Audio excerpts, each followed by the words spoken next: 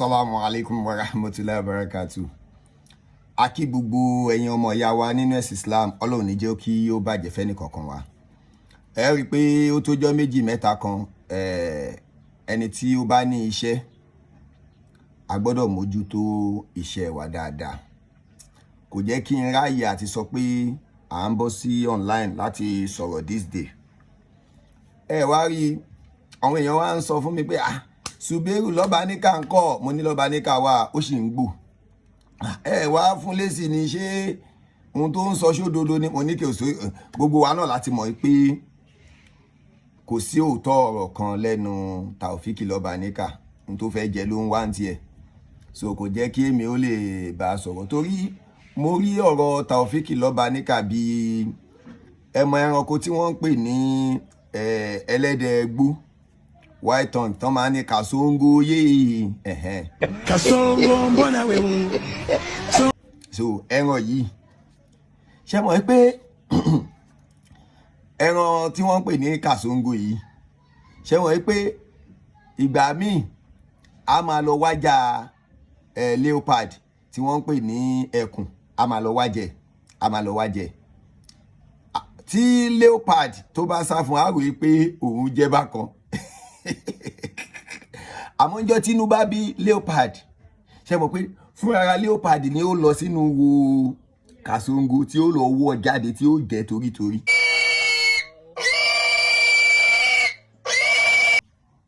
Bẹ́ẹ̀ lọ̀rọ̀ Taofeek Lobanika rí ọ ní tí ìyà tó bá fẹ́ jẹ̀yàn tó bá ń jẹ nǹkan lọ́wọ́ ẹnìyẹn yóò máa rò bó oúnjẹ bá kan ni tí ìyá yẹn bá jẹun tó ń jẹ tán ó ń padà bọ̀ wá jẹ nìyẹn. Bẹ́ẹ̀ ni ọ̀rọ̀ Taofeek Lobanika èmi ò tiẹ̀ rí ti ẹ̀rù rárá àmọ́ àwọn àdàmọ̀dì irọ́ kan tó pa recently bàbá Sheikh Dr. Toliat Yunus wọn ò kú ìwọ ló mọ̀ bóyá òun ló wá mọ ibi tí bàbá wọn wà tí wọn ò bá kú tó inú wa gan á dùn tó bá lè mú bàbá wọn jáde.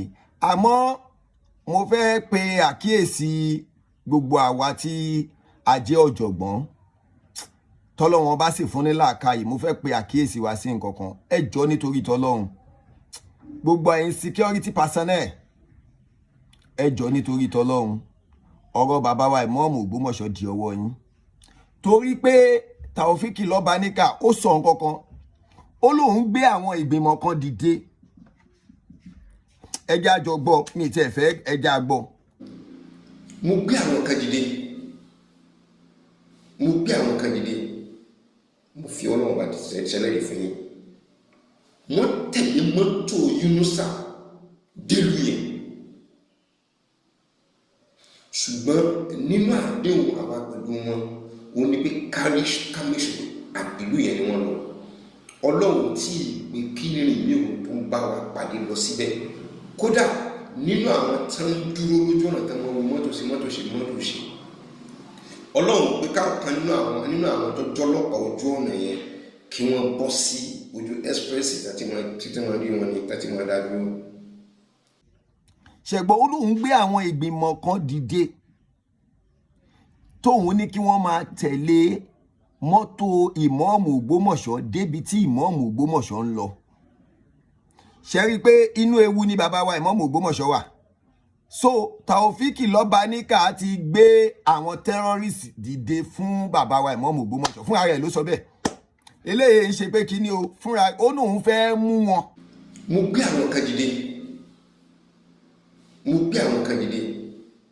mo fi Ọlọ́run bá ṣẹlẹ̀ fún yín wọ́n tẹ̀lé mọ́tò Yunusa délùú yẹn sáníkà fẹ́ mú red handed. Taofeek lóun fẹ́ mú bàbá wa Sheikh Dr. Toliat Yunus ẹ wá bá wa bí Taofeek Lobanika lérè pé kí ni mímú wọn kí ló fẹ́ fi ṣe ó fẹ́ fi wọ́n gba ransom. Taofeek fẹ́ mú Imam Ogbomosho ó fẹ́ fi wọ́n gba ransom toró ti sọ nísìnyí pé òun ní kí àwọn terrorist kan kí wọ́n tẹ̀lé mọ́tò bàbá wa Imam Ogbomosho débi tí wọ́n ń lọ tí kì í bá ṣe security wọ́n máa fẹ́ mú bàbá wa Imam Ogbomosho bóyá kí wọ́n déèbù mọ́tò wọn kí wọ́n mú wọn àbí kí wọ́n fẹ́ ṣe wọ́n níbi. Mo gbé àwọn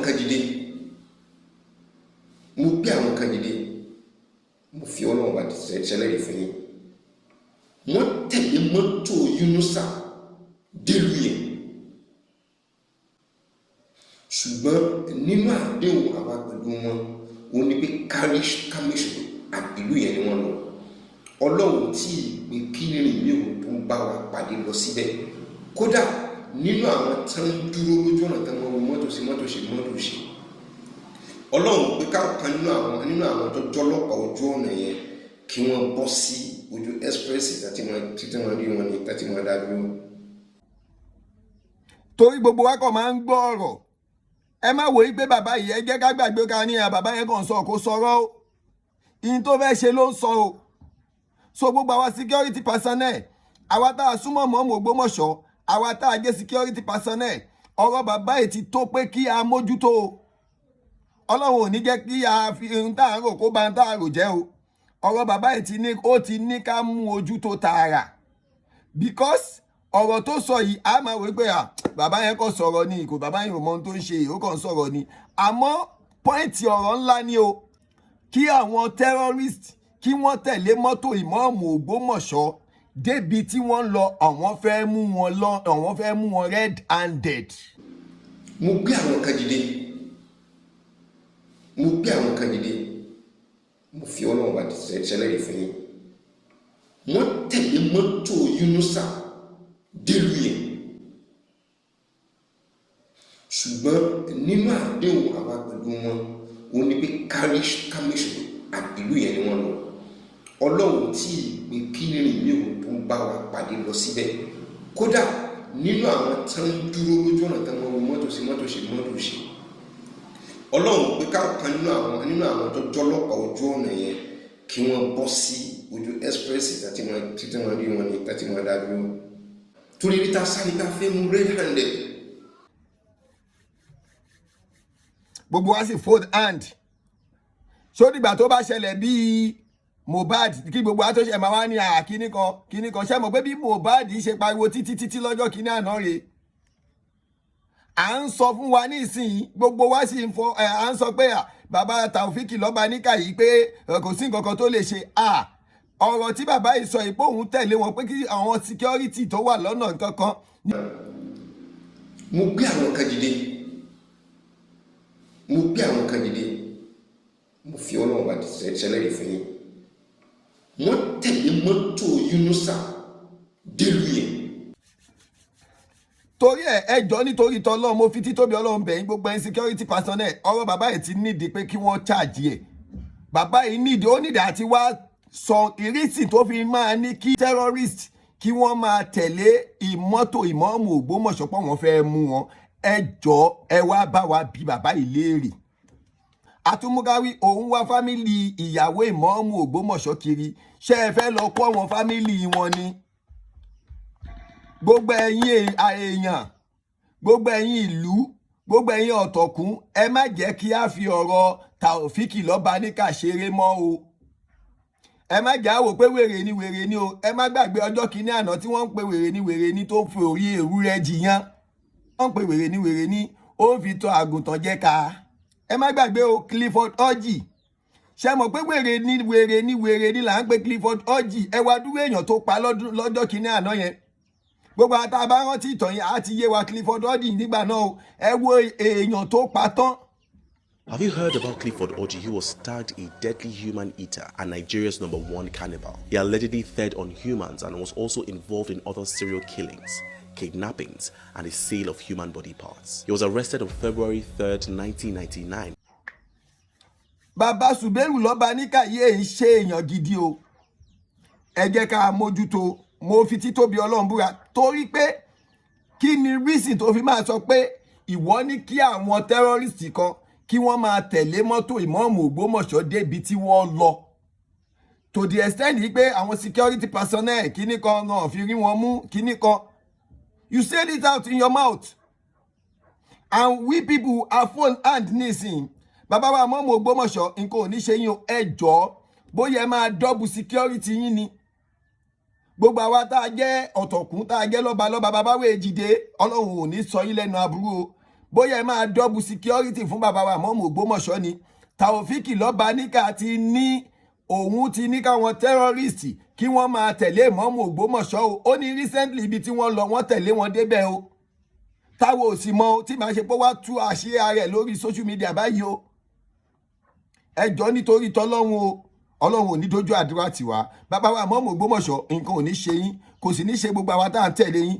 Bàbá wa ọba Ghandi Afọlábí Orúmọgẹ̀gẹ̀, ayé ò ní sọ yín lẹ́nu aburú o. Àwọn Taofeek Lobanika yìí ẹ pè wọ́n o. Kọ́lẹ̀ rán wọn níṣẹ́ tí wọ́n jẹ́ tí wọ́n ní kí àwọn tẹ́rọ́rìstì máa tẹ̀lé ìmọ̀ọ́mù Ògbómọ̀ṣọ́ kiri báyìí o láti mú wọn o. Ó náà òun fẹ́ mú wọn ní o. Kì í ṣe ilé yóò ṣe fúnra rẹ̀ ló sọ o. Ẹ gbọ́ o. Mo gbé àwọn kan dìde. Mo gbé àwọn kan dìde.